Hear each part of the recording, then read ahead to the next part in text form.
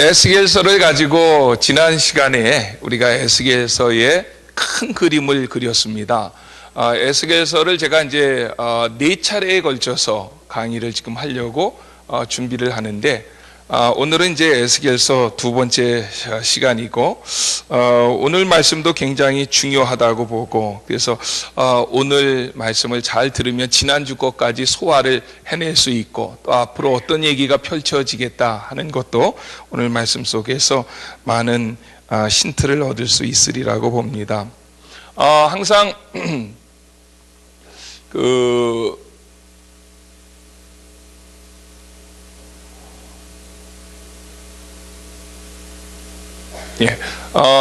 우리가 선지서를 볼 때에는 선지서의 첫 부분의 첫 단락이 굉장히 중요하다. 거기에 많은 정보가 담겨 있기 때문에 그렇다 하는 내용을 제가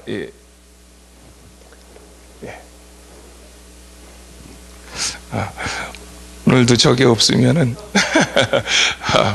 하여튼 뭐 없으면 그냥 하고 있으면은 되면은 저 파워포인트를 보이면서 하도록 그렇게 하겠습니다. 저기가 나온 거는 저 위에서 해준 제가 갑자기 글씨가 나오길래 깜짝 놀라서 에스겔서 1장 1절로 3절 말씀이 에스겔에 대한 굉장히 중요한 정보를 가지고 있다. 그래서 우리가 에스겔서 1장 1절로 3절을 지난 시간에도 강조했는데 다시 한번 읽어봅시다. 시작. 30째 해 넷째 달 초다세 해에 내가 그발 강가 사로잡힌 자 중에 있을 때에 하늘이 열리며 하나님의 모습이 내게 보이니 여호야긴 왕이 사로잡힌 지 5년 그달 초다세라. 갈대아 땅 그발 강가에서 여호와의 말씀이 부시의 아들 제사장 나 에스겔에게 특별히 임하고 여호와의 권능이 내 위에 있느니라. 아멘. 여기서 우리 그냥 다음 장 하나 이렇게 남겨주시면 좋을 것 같으네. 일단은 남겨주시면서 해보시고요. 4대 선지서가 있잖아요. 대선지서라고 이야기하는 4대선지서 17권의 우리 선지서 가운데 이 대선지서는 이 4명의 선지자들에 의해서 기록되어졌죠. 이사야, 예레미야, 에스겔, 다니엘입니다. 그런데 이사야하고 예레미야는 예루살렘에서 활동했던 선지자고 거의 시대가 거의 4 선지자가 비슷합니다. 그러니까 4 선지자가 활동하던 시대를 갖다가 좀 이렇게 연구하면 선지서 저 중요한 4권의 선지서가 이렇게 열릴 수 있는 역사에 굉장히 중요한 배경이 되어지겠지요. 그리고 에스겔과 다니엘은 비슷한 시대에서 활동을 했지만 이 사람들은 포로되어 가서 바벨론에서 활동했다는 거예요. 그러니까 대선지자 4명 가운데에 2명은 어디에서? 예루살렘에서, 그리고 2명은 바벨론에 가서 사역하고 활동했다라고 하는 것이 우리 지난 시간에도 배웠던 말씀이고, 우리 조금만 더 남겨주시면 좋을 것 같은데요. 이거는 뭐 지금 제가 얘기했던 거를 다시 한 거고, 거기다가 더 한 번만 남겨주시고요. 그 밑에까지 한번 남겨주시면 제가 설명을 여기까지 제가 이렇게 하면서 하면 더 좋은데 이게 저희가 안 돼가지고 갑자기 또 저게 이렇게 안 되네요. 자, 에스겔 선지자가 부름을 받았을 때에 항상 1장 1절에 이 문제를 가지고 굉장히 학자들이 논쟁이 많이 했는데 30째 해 넷째 달 초다세, 넷째 달 초다세는 우리가 염두에 둘 필요 없이 30째 해가 이게 도대체 무슨 말이냐 라고 하는 것 가지고 굉장히 논란이 많았는데, 이게 에스겔에서 이제 나중에 40장 1절 말씀까지 연결을 시켜보면 이거는 에스겔의 나이가 아니면 해결할 수가 없어요. 그래서 지난번에 그 네 글자만 더 넣으면 얼마나 좋았겠냐. 뭐 태어난 지 30째 해 이렇게 하든지 잡혀온 지 30째 해 이렇게 하면은 우리로 하여금 이런 갈등도 안 하게 했는데 30째 해 딱 하니까 이게 태어난 지 30째 해인지 잡혀온 지 30째 해인지 뭐 무슨 뭐 특별한 일이 있은지 30째 해인지 이거로 하여금 수많은 2000년 가까이 학자들이 고민하게 만들었다는 거예요. 그런데 에스겔서 다른 내용과 이렇게 비교해서 보니까 저거는 태어난 지 30째 해로 해석을 하지 아니하면 뒤에 나오는 숫자들이 맞아떨어지지가 아니했다. 그런데 만약에 태어난 지 30째 해로 해석을 하면 뒤에 나오는 이제 횟수가 나오는데 거기하고 딱딱딱 맞아떨어집니다. 그래서 저거는 태어난 지 30째 해다. 예, 태어난 지 30째. 이제 여기서부터 수학 좀 필요해요. 그러니까 이제 이렇게 수학을 머리에 계산할 준비를 하시고, 자, 태어난 지 30째 해는 에스겔이 포로 잡혀온 지 5년 되던 해입니다. 됐죠? 그런데 에스겔이 포로 잡혀온 지 5년 되던 해인데 에스겔은 2차 포로에 여호야긴과 같이 잡혀왔다. 이렇게 얘기합니다. 그런데 여호야긴은 어느 해에 잡혀왔느냐 하면 BC 597년에 잡혀왔다고요. 그거는 뭐 이미 다 여러 자료를 통해서 얻을 수 있습니다. 그러면 BC 597년에 에스겔이 잡혀와서 5년 후에 30살 되던 해에 하나님의 선지자로 부름을 받았다는 거예요. 그러면 이제 여기서 굉장히 많은 질문이 나올 수 있어요. 에스겔이 잡혀올 때 나이는 몇 살입니까? 25이지요. 이게 졸면은 안 돼요? 25이지. 왜냐면 5년 후에 선지자로 부름을 받았는데 부름 받았을 때의 나이가 30살이었다. 그러면 잡혀올 때의 횟수가 597년이잖아요. 그러면 선지자로 부름 받았을 때의 나이가 몇 살입니까? 횟수가 몇 해입니까? 592년이죠. 597에다가 5를 빼야 되는데 이건 BC니까 반대로 해줘야 된다는 거예요. BC와 AD. 거기까지 이제 이해됐죠? 그러면은 우리가 40장 1절을 한번 읽어보세요. 40장 1절. 에스겔서 40장 1절. 이렇게 해서 이제 하나를 세팅해 놓으면, 하나를 확증시켜 놓으면 굉장히 이제 여러 가지를 우리가 볼 수 있다는 거예요. 에스겔서 40장 1절 말씀. 같이 한번 봅시다. 시작. 우리가 잡혀온 지 25째 해 성이 함락된 후 14째 해 첫째 달 10째 날에 곧 그날에 여호와의 권능이 내게 임하여 나를 데리고 이스라엘 땅으로 가시되. 자, 에스겔이 여기 마지막 환상을 본 날을 정해놓은 거예요. 마지막 환상을 본 날이 언제냐면 잡혀온 지 몇 년 되던 해? 25살 되던 해에. 그러면 잡혀온 지 25살 되던 해는 선지자로 부름받은 지 몇 년? 그렇죠, 20년. 그 말은 뭐냐면 에스겔은 20년 동안 사역했다는 거예요. 됐죠? 에스겔은 20년 동안 사역을 했다는 거예요. 그러니까 우리가 그런 거를 유추해서 말할 수 있는 거예요. 이사야는 몇 년 했다고요? 41년 했다는 거예요. 근데 에스겔은 선지자로 몇 년 사역을 했다고요?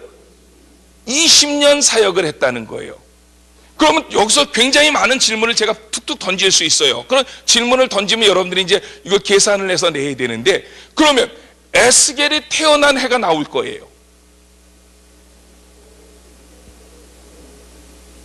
태어난 해가 몇 년인지 이게 계산해서 나오잖아요. 보세요. 에스겔이 30살 되던 해에 선지자로 부름을 받았는데 그때가 592년이었다는 거예요. 선지자로 부름 받았던 해는. 그러면 그때 592년이 30살 되던 해면은 태어난 지 몇 년이에요? 622년이죠. 예? 그렇게 하면은 이 숫자 찾아갈 수 있잖아요. 592년에 선지자로 부름을 받았는데 그때가 나이 30살이다. 그럼 태어난 해는 몇 년이냐? 이거는 초등학교 2학년 수준이에요.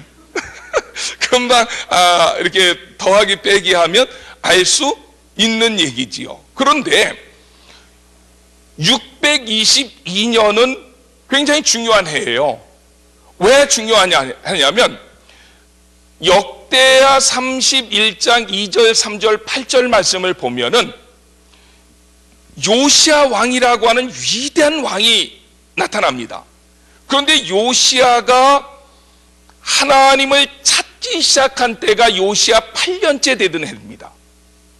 그리고 주변의 산당을 없앴던 해가 요시야 12년 되던 해입니다. 되게 헷갈려지죠?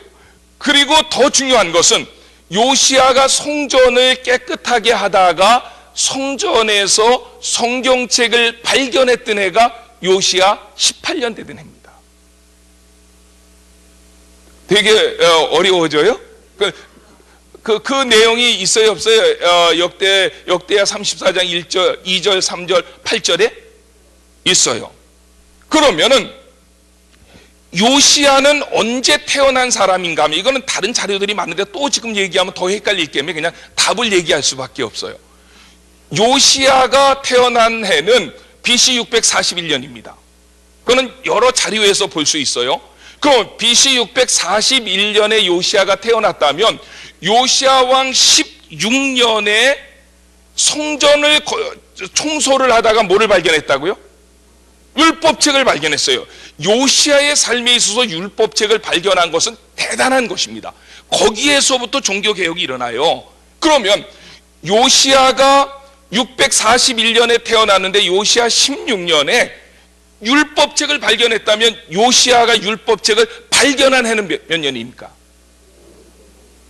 623년이에요. 그런데 622년에 누가 태어났다는 거예요?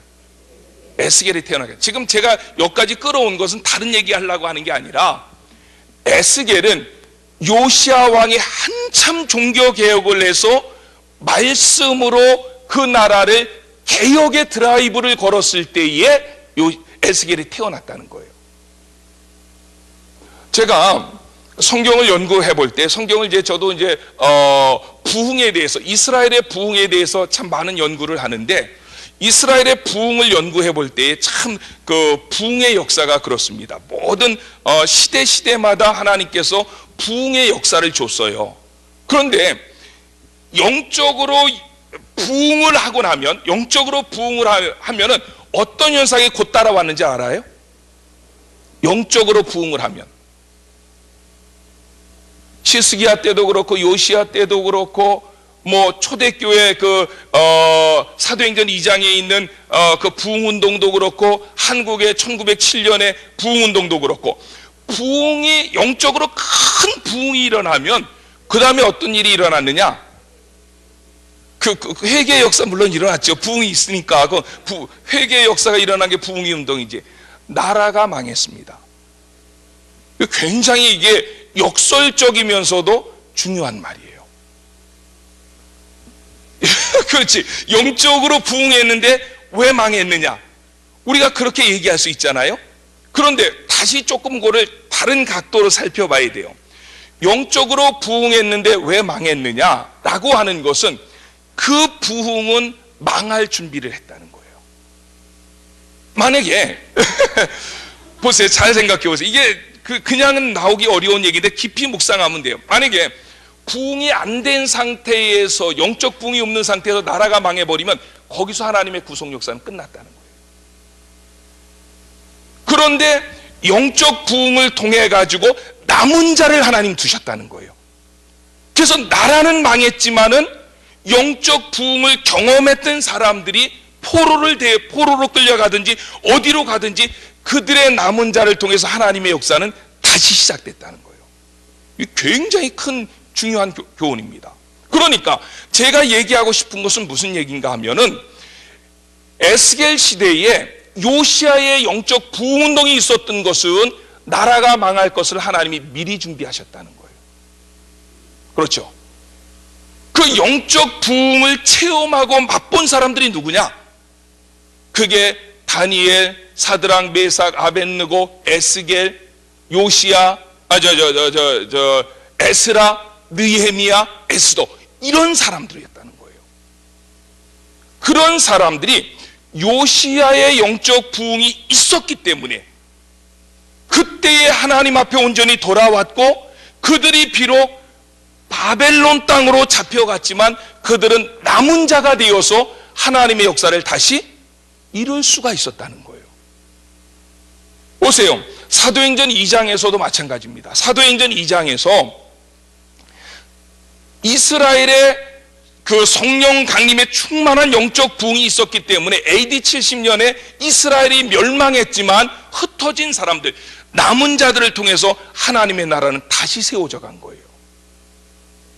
만약에 한국에도 1907년에 평양에서 대부흥운동이 없었다, 그럼 지금 한국교회 없습니다.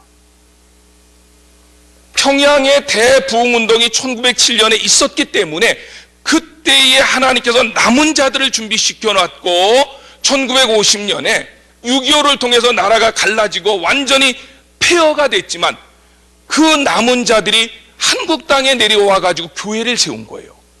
그 교회가 영락교회고, 그 교회가 무슨 교회예요? 또 황경직 목사님이 있었던 그런 교회, 영락교회인가 거기가?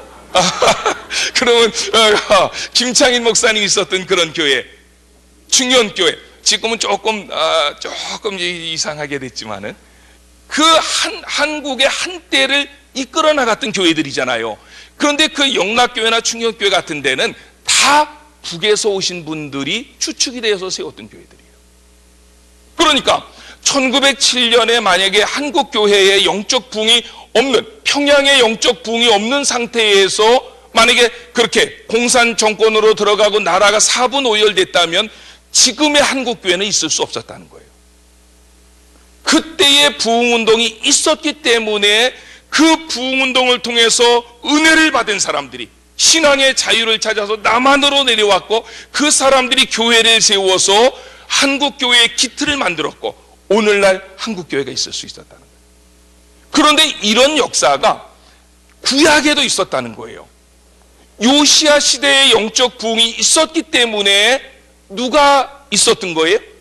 바벨론에 포로되어 갔던 믿음의 사람들, 남은 자들이 그때 있었다는 거예요. 그래서 제가 이 얘기를 가지고 지금 이야기를 끌어가는 중에 지금 이제 진도 나갈 일이 많이 있지만 이걸 이해를 시키고 가려고 애를 쓰는 것은, 에스겔이 태어난 해는 요시야가 영적인 부흥운동과 개혁을 한참 진행할 때에, 가장 절정기에 있을 때에 에스겔이 태어났다. 에스겔은 분명히 요시야의 부흥운동의 영향을 받았을 것이. 왜냐하면 요시야 8년에, 요시야 12년에, 요시야 16년에 이 영적 부흥운동의 큰 역사를 이루었는데, 그러면은 에스겔은 요시야 몇 년에 태어난 거예요? 17년에 태어난 거죠. 네, 얘기가 되죠. 네, 그러니까 이 한참 요시야가 부흥운동을 진행해 나갈 때에 에스겔이 태어났고, 에스겔은 아마 요시야의 영적 부흥운동에 상당한 영향을 받으면서 어린 시절을 보냈을 거예요. 그러다가 25살 될 때에 어떻게 됐다고요? 바벨론으로 끌려왔고, 바벨론에서 5년 동안 살다가 5년 후인 592년에 에스겔은 포로 잡혀온 지 5년 후인 그 나이 30살 되었을 때에 하나님의 선지자로 부름을 받았다 하는 것이 오늘 이야기하고 싶은, 여기에 이제 그런 것들을 제가 좀 대충 그냥 이렇게 적어놨습니다. 한번 같이 읽어볼까요? 시작. 그가 부름을 받았던 BC 592년에다가 30년을 빼야 한다. 그가 30살에 부름을 받았기 때문이다. 그렇다면 그가 태어난 해는 BC 592년이다. 30년을 빼면 여기 BC 622년이다. 그때는 요시야 왕이 성전 수리하다가 성경책을 발견한 지 1년 되던 해이다. 요시야 왕이 태어난 해는 BC 641년이다. 그래서 요런 것들은 근거를 가지고 우리는 에스겔이 태어나서 어린 시절에 요시야의 부흥 운동을 경험했던, 그래서 한국 교회도 다시 한번 부흥 운동이 좀 일어났으면 좋겠고, 그리고 예수님 오셨으면 좋겠어요. 그래서 남은 자들은 하나님 나라에 가고 근데 지금 오면은 안 돼요. 지금 오면 한국 교회가 너무 썩었기 때문에 너무 많은 사람들이 못 가요, 그 나라를. 그래서 영적 참된 부흥 운동이 있고 난 다음에 예수님이 오시면 좋겠다 하는 것이 저의 간절한 그런 소망이기도 합니다. 지난주에 이제 했던 이야기인데, 이 도표는 너무너무 에스겔서를 보는 데 한눈을 열어주는 것이다. 에스겔서는 48장까지 있어요. 굉장히 길어요. 그러나 너무 간단해요. 가운데에 열방에 대한 심판의 얘기가 25장서부터 32장까지 가운데 열방에 대한 심판 10개국입니다. 10개국에 대한 이런 나라 징벌할 것이다, 이런 나라 징벌할 것이다, 이런 나라 징벌할 것이다, 이런 것들을 얘기를 해요.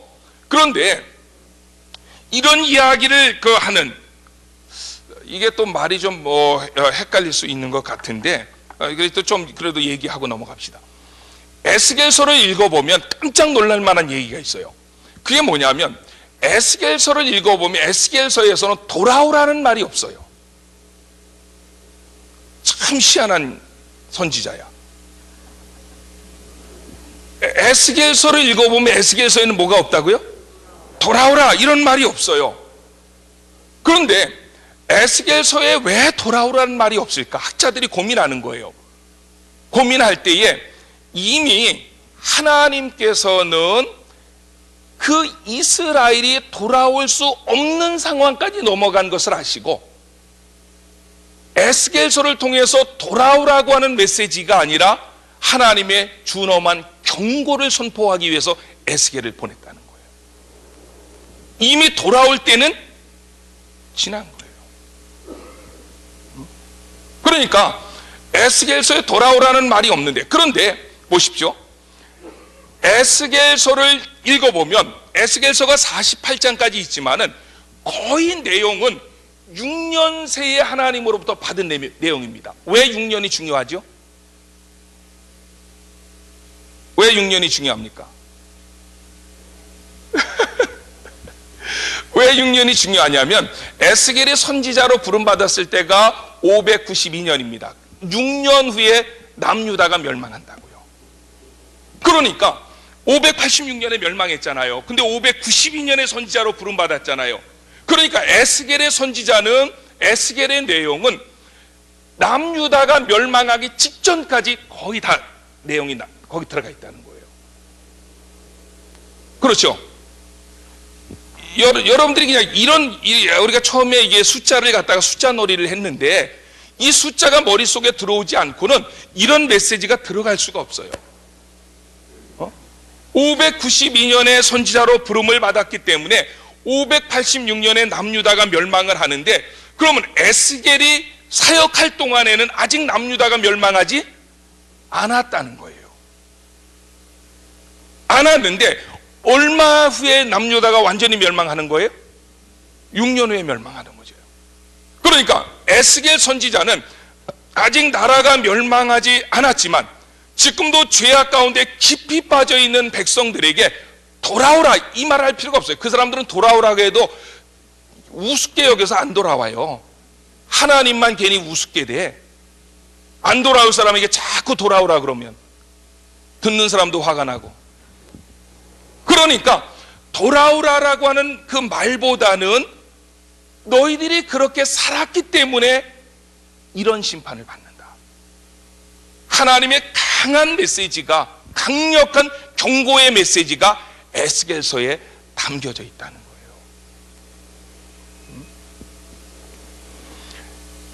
이 에스겔서를 우리가 살펴볼 때에, 에스겔서는 여러분들 다시 한번 생각하세요. 25장서부터 32장까지 열방에 대한 심판에 대한 이야기를, 10개 나라의 열방이니까 열방에 대한 심판의 내용을 쫙 한 나라 이렇게 얘기해요.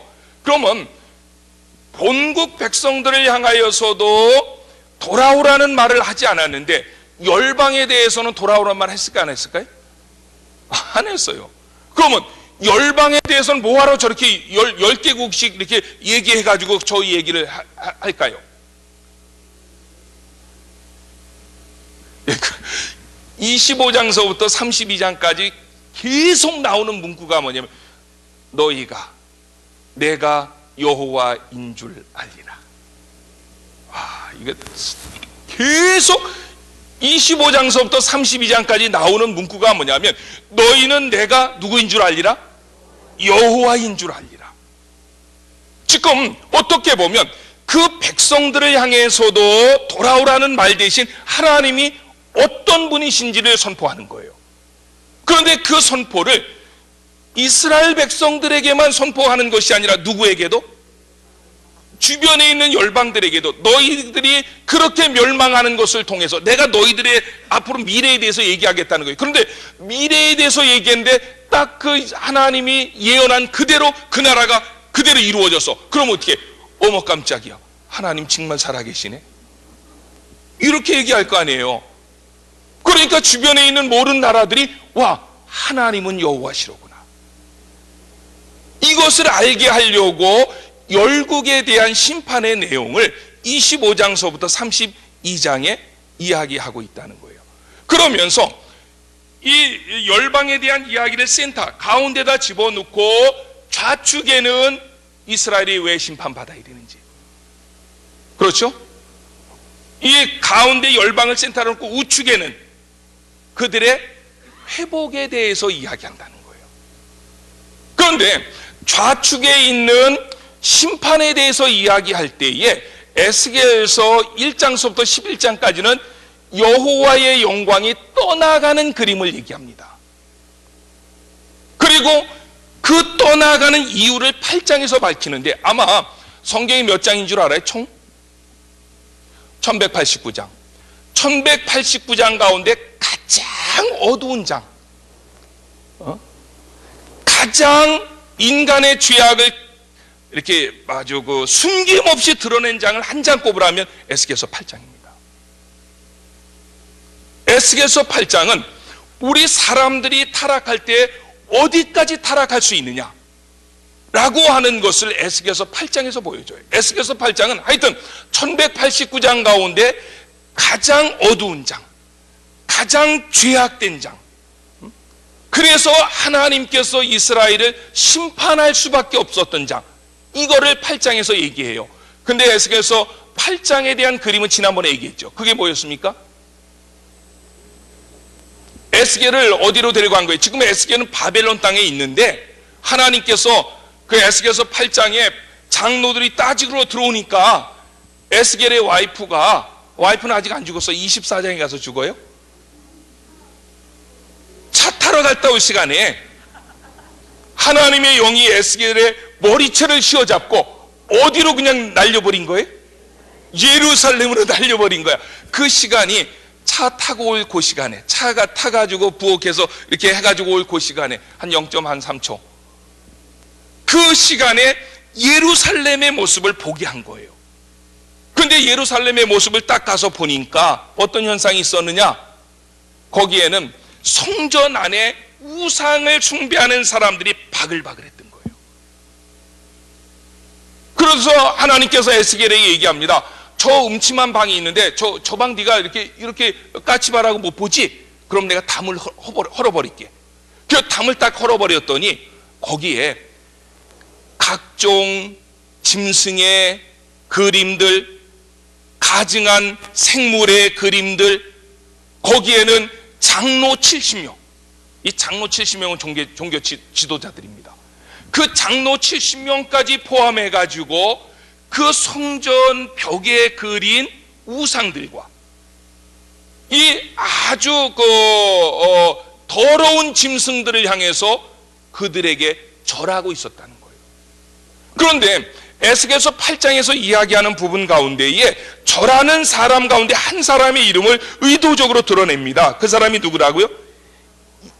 사반의 아들 야사냐도 거기 있었다. 그러면 사반이 누굽니까?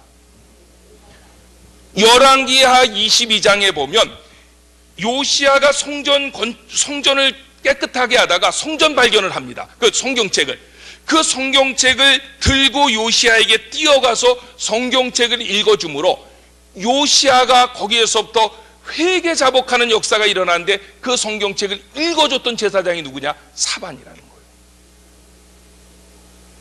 그런데 이 에스겔서 8장에 보니까 짐승들의 아주 부정한 짐승들 그려놓고, 대개 이방신들 다 그렇잖아. 이방 종교가 짐승들 숭배하고 우상들 그림 그려놓고, 거기에 모든 종교 지도자들이 거기에서 무릎을 꿇고 우상을 숭배하는데, 거기에 누구도 있었다고요? 70명 가운데 사반의 아들도 있었다는 거예요. 그러니까 제가 생각할 때는 사반의 아들 야사냐는 에스겔이 알았던 사람이죠. 그렇죠. 그러니까 이름을 기록했죠. 왜냐하면 그때가 에스겔의 나이하고 야사냐의 나이가 비슷했을 거예요. 그렇죠? 아까 이제 계산했잖아. 이거 다시 계산하려면 또 머리 골치 아프고. 그러니까 에스겔의 입장에서는 요시야 왕은 자기 아버지 또래라는 거예요. 그러나 요시야의 아들들은 에스겔 또래죠. 그러니까 에스겔도 이 사반의 아들하고는 친분 관계가 있었다는 거예요. 그런데 깜짝 놀란 거예요. 에스겔이 바벨론에 포로 잡혀가 가지고 그 하나님의 신이 에스겔의 머리처리를 붙잡고 슝 하고 장로들이 와가지고 커피 한 잔 마시자 해가지고 방에 앉을 그 사이에 예루살렘 가서 구경시키고 다시 갖다 놨는데, 예루살렘이 딱 와서 구경해 보니까 거기에는 이 성전 벽에, 자기네 집의 벽에 하는 거는 뭐 그렇게 하다 망하면 되지 뭐. 그거는 상관없고, 문제는 뭐예요? 성전 벽에다가, 예루살렘 성전 벽에다가, 여기 예배당기 앞에다가 부정한 짐승 그려놓고 우상 그림 그려놓고 거기에 절을 하고 있는데, 그 절을 하는 사람들 가운데는 제사장 70명도 거기 서 있었다는 거야. 그땐 결석하는 놈도 없어. 그냥 다 70명이 다 와가지고 거기에서 절을 하고 있었는데, 그 가운데는 사반의 아들 엘리야가 알고 있었던, 자랄 때 같이 놀았던 에스겔이 알고 있었던 야사냐도 거기에 있었더라. 이렇게 얘기합니다. 그러니까 여기에 보면은 지금 심판 섹션에서 두 가지 환상 보여주는 거예요. 내 얼굴의 환상 1장 있었죠.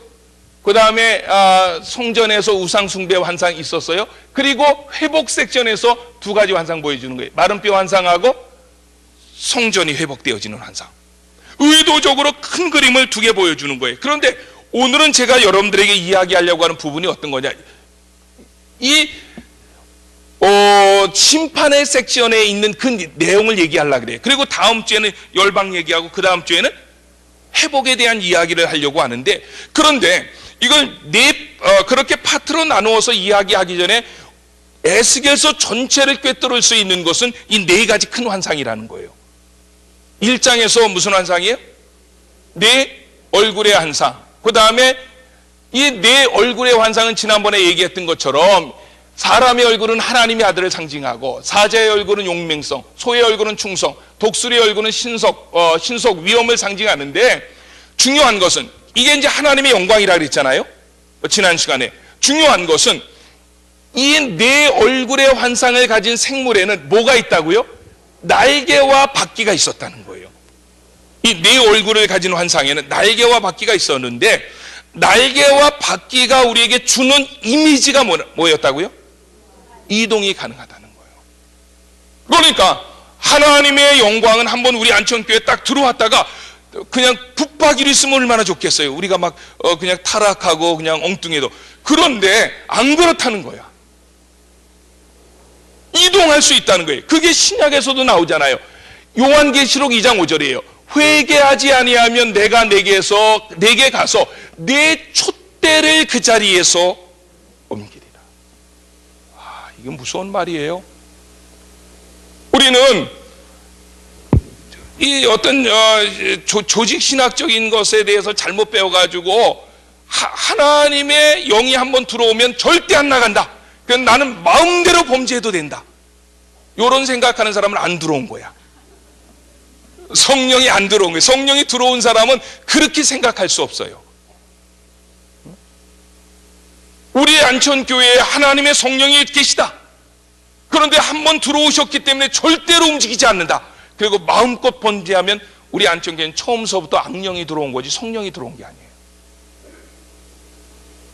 그러니까 에스겔서 심판부에서 이야기하는 부분이 뭐냐면, 하나님의 영광을 1장에서 보여주고 그 하나님의 영광을 상징하는 것에는 날개가 있고 바퀴가 있다는 것은 하나님의 영광은 움직일 수 있다. 그런데 그 하나님의 영광이 왜 움직이느냐? 그것은 에스겔서 8장의 그림이 우리에게 이유를 설명해 준다는 거예요. 하나님의 영광이 왜 움직여요? 이것 때문에, 성전에서 우상 숭배하는 것 때문에, 이렇게 타락했기 때문에 하나님이 더러운 너희들과는 함께 할 수 없다. 그래서 이렇게 얘기하는 거예요. 같이 읽어봅시다. 시작. 그가 또 내게 이르시되, 인자야, 이스라엘 족속이 행하는 일을 보느냐? 그들이 여기에서 크게 가증한 일을 행하여 나로 내 성소에서 멀리 떠나게 하시느니라. 나로 내 성소에서 멀리 떠나게 하신다. 이게 제가 잘못 썼어요. 제가 에스겔서 10장 18절 말씀이 아니라 8장 18절 말씀일 거예요. 아닌가요? 10장 18절 말씀 맞는가요?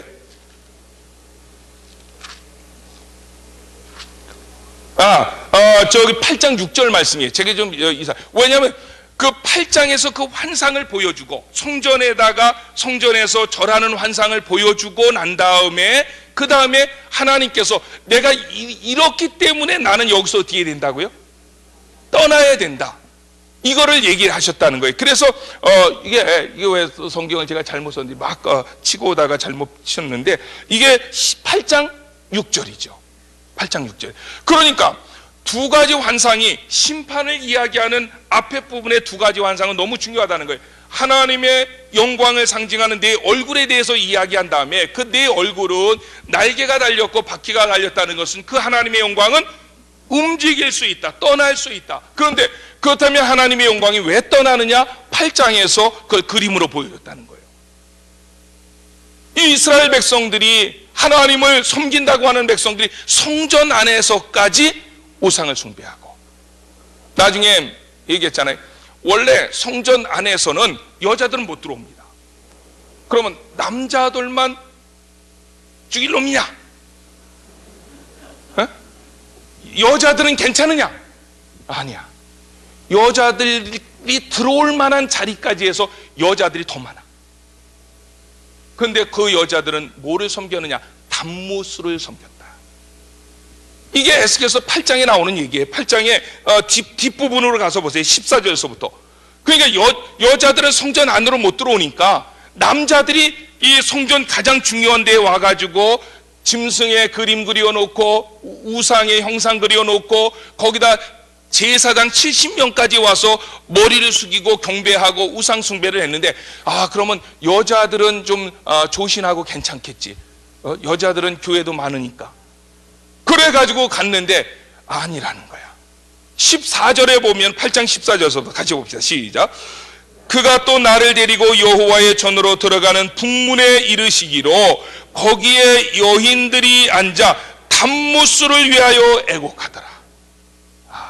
이 단무스는요, 나중에 기회가 되면 한번 얘기하고 싶은데, 모든 여신의 시작이 여기서부터 시작됩니다. 단무스에서부터. 이게 이 단무스가 다른 나라로 옮겨가면서 이름이 바뀌어져요. 근데 그 시작은 단무스에서부터 시작되는 거예요. 이게 중동 지방으로 오면은 아세라로 바뀝니다.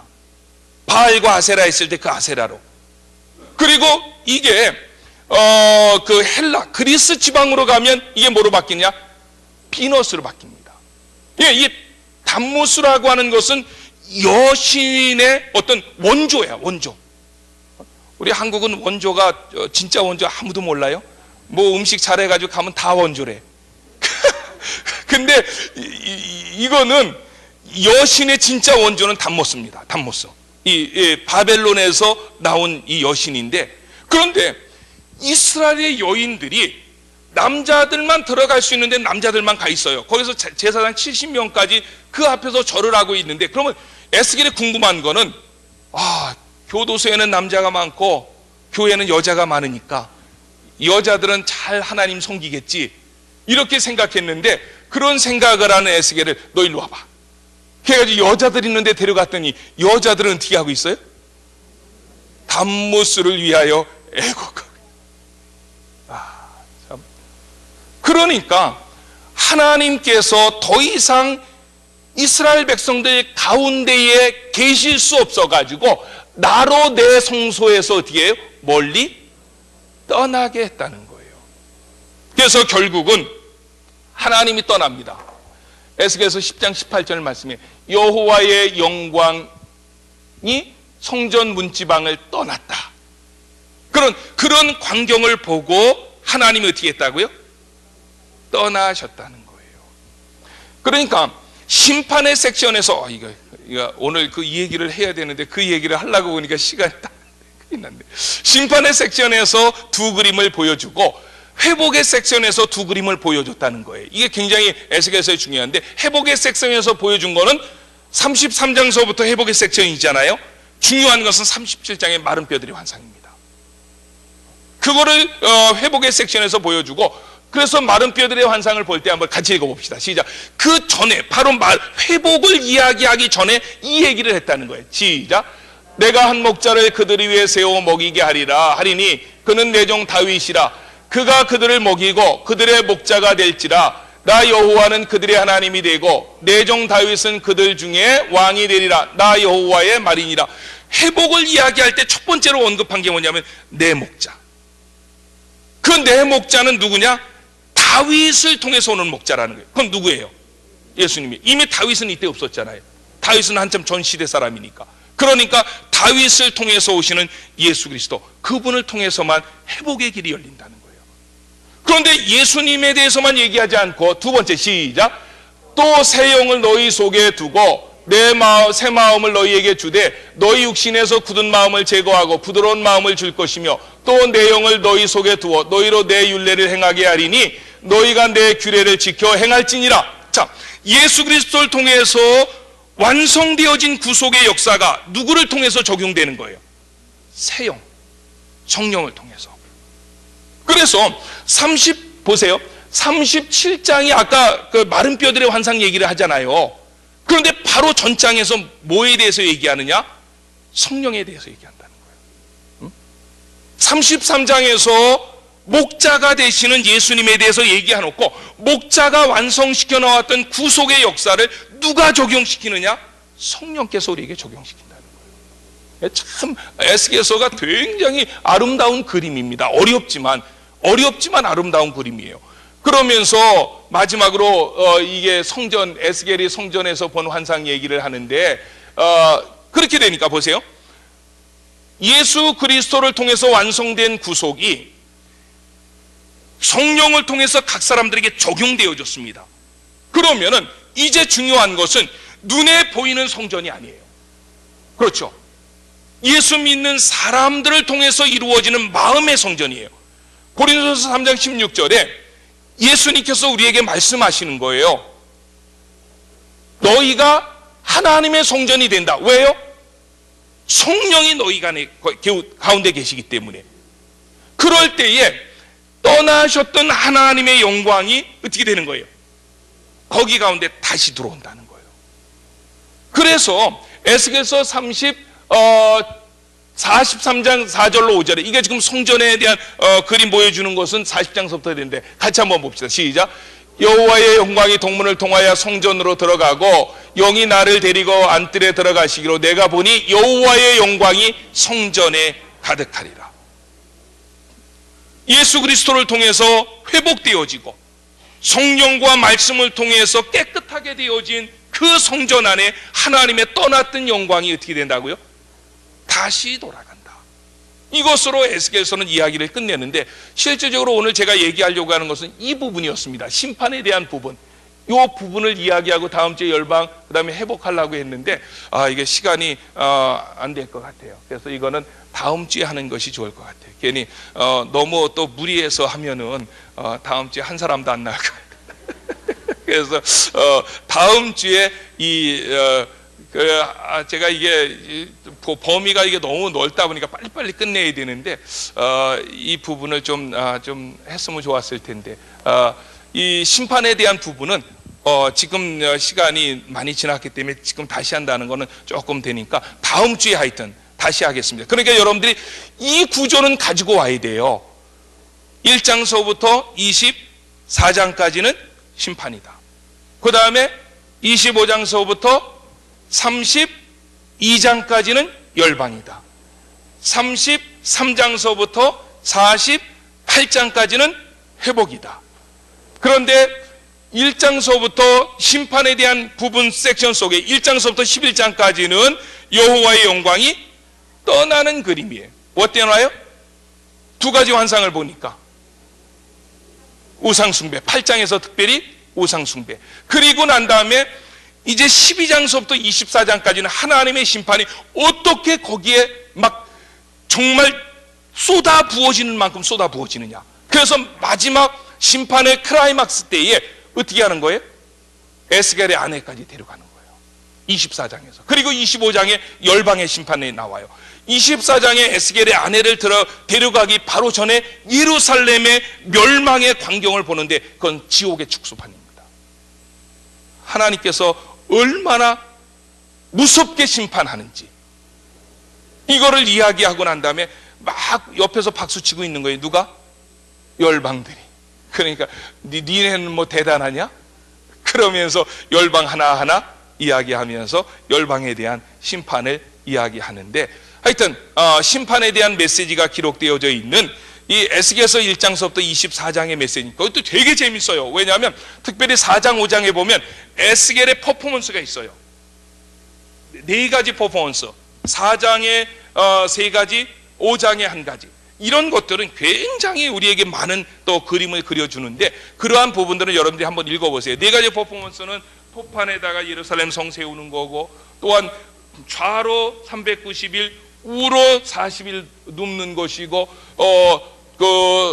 인분 사람 똥 가지고 그 음식 구워 먹는 얘기고, 그 다음에는 자기의 온 몸에 있는 털을 깎아 가지고 3분의 1, 3분의 1 이렇게 세 토막을 내 가지고, 하나는 불에 태우고, 하나는 칼로 막 난도질하고, 하나는 바람에 휘날리는 이런 퍼포먼스가 있는데, 그래서 내가 생각할 때 구약의 선지자는 힘들었겠다.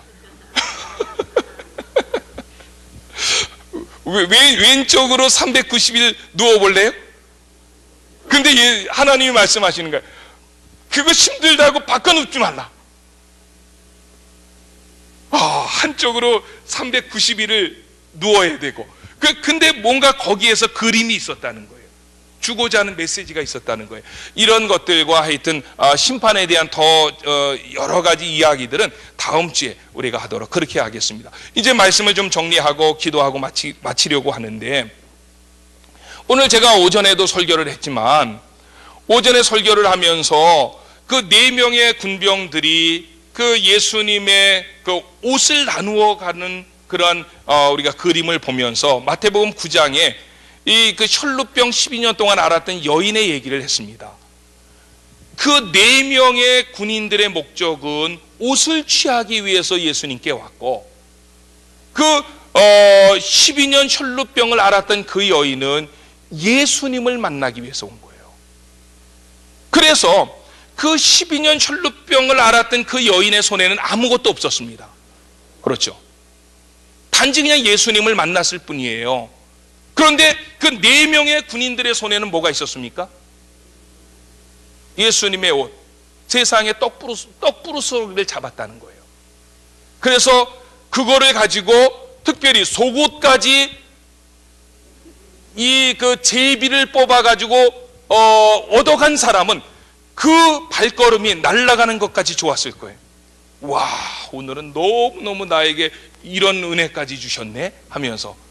그러나 그들에게 하나님의 은혜와 능력은 눈꼽만치도 임하지 않았습니다. 우리가 과연 교회 나오는 목적이 뭐냐? 세상 사람들이 얻고자 하는 그 떡의 부스러기를 우리가 갖기 위해서 교회에 나온다면 떡의 부스러기는 가질 수 있습니다. 가질 수 있어요. 그런데 거기에 생명은 없습니다. 구원은 없습니다. 하지만 우리가 주님 전에 나와서 예배하는 목적은 세상의 떡의 부스러기가 아니라 예수님 그분이 되어질 때에, 우리에게는 우리의 손에는 빈손일 수 있지만, 우리가 움켜잡은 것은 없을 수 있지만 그 사람에게는 생명이 있고 구원이 주어지는 거죠. 사람이 그렇게 타락할 수 있느냐? 어떻게 성전에서 우상을 그렇게 숭배할 수 있고 대제사장 70명들이 그 앞에 절을 할 수 있느냐? 할 수 있는 것이 인간입니다. 성령이 우리를 주관하지 아니하시면 그보다 더 악한 일도 할 수 있습니다. 늘 내 자신을 겸손하게 성령 앞에 무릎 꿇어야 되고 내려놔야 됩니다. 교만하지 말아야 됩니다. 끝까지 겸손할 때에, 끝까지 하나님을 의지할 때에 우리는 그 완성된 구원의 나라에 들어갈 줄로 믿고, 주님 나를 도와주셔서 성령으로 충만케 하시고 늘 겸손하게 하시고 말씀으로 충만케 해달라고 우리 같이 한번 통성으로 기도하고 마치겠습니다.